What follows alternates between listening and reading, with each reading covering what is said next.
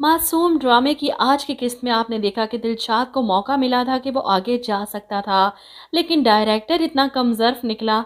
दिलशाद पहले ही परेशान नीली की वजह से ऊपर से और भी ज़्यादा कंफ्यूज करके इसका ये मौका भी ख़त्म कर देता है। लेकिन एक वक्त आएगा जब ये डायरेक्टर दिलशाद के पीछे फिरेगा। दिलशाद मोहब्बत की पींगे बढ़ा रहा है नीली के साथ। इसे पता चलता है कि वजदान का रिश्ता आया था और नीली खुद जाकर इनकार करके आई है, तो ये सुनकर खुश हो जाता है, नीली का हाथ पकड़ता है और इसे कहता है कि दुनिया के इस खूबसूरत तरीन हाथ पर दिलशाद के नाम की मोहर लग चुकी है। अब इसे कोई और नहीं थाम सकता। इसकी बात पर नीली शर्मा जाती है। ऐसे में आप देखेंगे कि दरवाजे पर दस्तक होती है। नीली दरवाज़ा खोलती है तो वजदान को सामने देखकर हैरान, आप यहाँ पर क्यों आए हैं, क्या सोच कर आए हैं?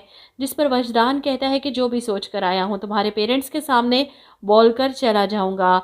वजदान अंदर आता है। अपने सामने वजदान को देखकर नवाब साहब भी हैरान। आने की वजह पूछी जाती है तो वजदान बड़े प्यार से इनसे बात करते हुए कहता है कि ज़बरदस्ती के रिश्ते की बुनियाद तो रखी जा सकती है, मगर खुशियों की इमारत इस पर कभी तामीर नहीं हो सकती।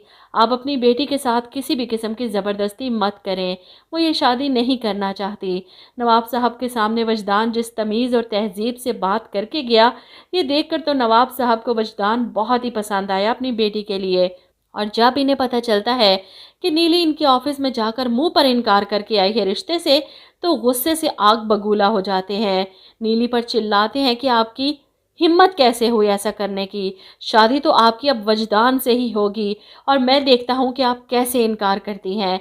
इधर वजदान घर पहुँचता है तो सनी अपने बाबा से कहता है, आखिर आप दादों की बात मान क्यों नहीं लेते? आप मेरी दोस्त को हमेशा के लिए मेरे घर ले आए। अपने तौर पर तो वजदान इनकार कर आया रिश्ते से, लेकिन अगले ही दिन इसकी माँ को फ़ोन आ जाएगा नवाब साहब का कि इन्हें इस रिश्ते पर कोई एतराज़ नहीं।